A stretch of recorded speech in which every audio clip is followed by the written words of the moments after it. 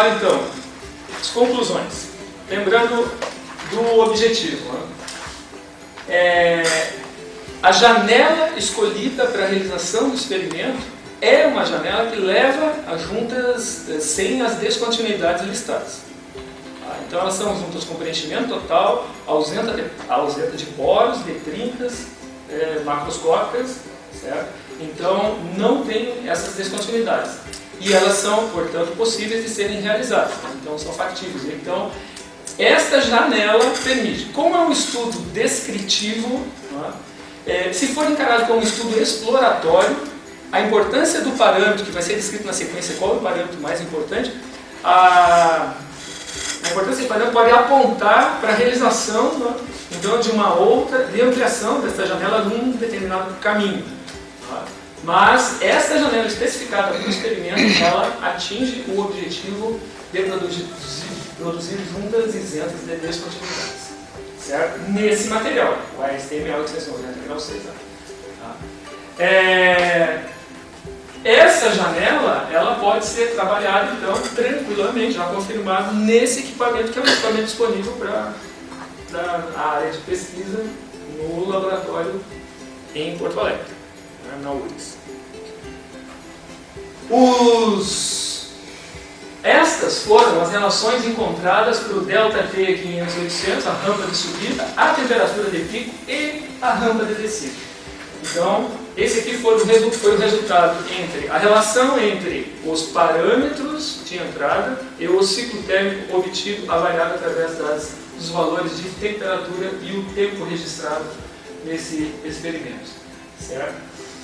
Uma conclusão importante. Tá? O que mostrou todas essas análises, esses gráficos de análise dos fatores de maior importância. Primeiro, e o principal deles, que o controle da força axial nesse processo deve ser acentuado. Por quê? Porque ele é um fator preponderante de influência no resultado final em todas as faixas do experimento. Então, controlar a força axial é o principal elemento na soldagem por atrito com pino consumível, porque é o fator de maior impacto no resultado final. Certo? Por quê?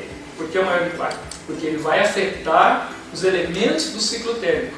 E, se ele afeta elementos do ciclo térmico, todos os possíveis problemas ou situações críticas relacionados à variação desse ciclo, como, por exemplo, formação de fases intermetálicas, qualquer transformação está associada a esse ciclo. Então, por consequência, indiretamente, a força axial determina ou não a entrada nessas faixas críticas.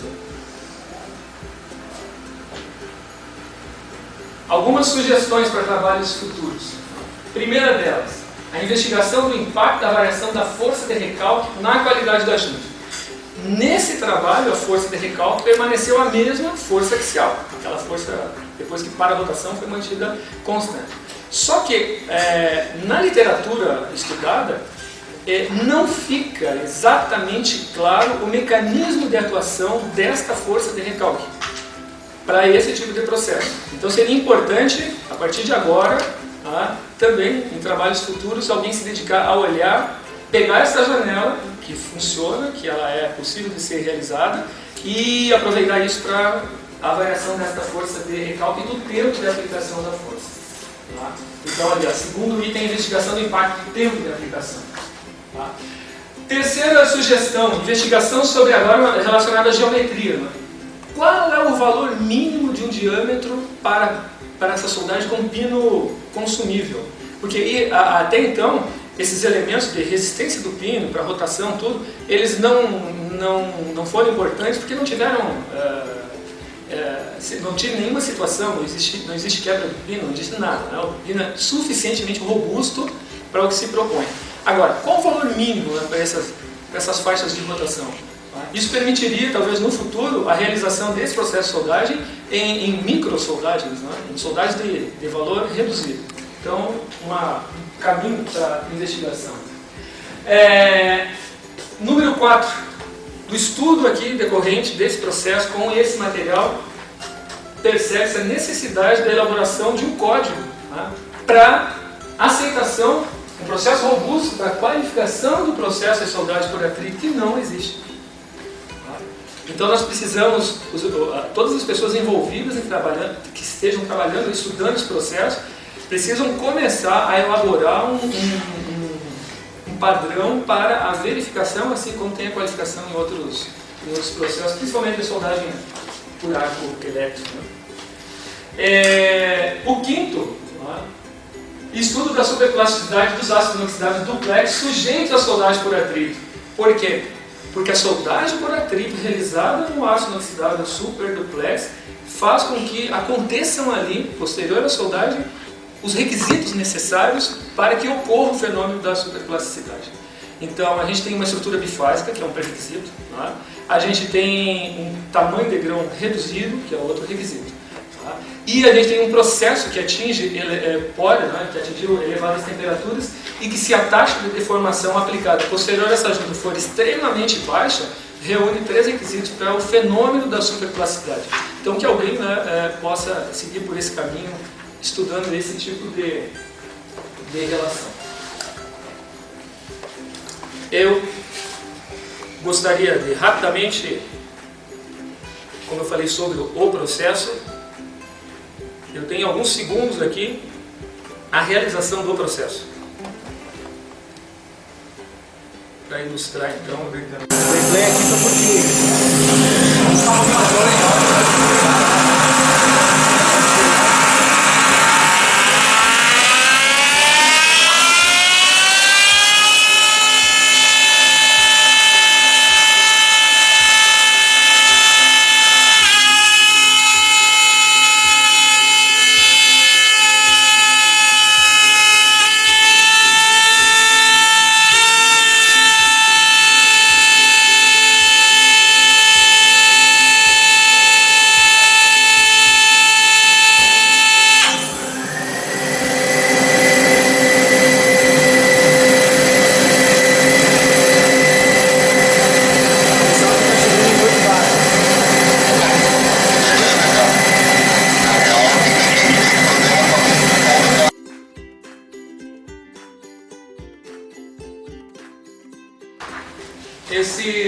Esse experimento que foi realizado, né, ele deu origem então a apresentações e publicações internacionais. Essa aqui é a apresentação da conferência ANPT em 2015, né, em dezembro de 2015, realizada em Madrid, na Universidade Carlos III. Esse foi o paper, então, nesse Advances in Materials and Processing Technologies, que é uma revista ligada àquelas instituições que promoveram esse evento. Então essa foi a publicação desses resultados, dessa soldagem por atrito com pino consumível em ácido inoxidável super duplex. Eu agradeço a atenção de todos e agora coloco à disposição para a fase de questionamentos.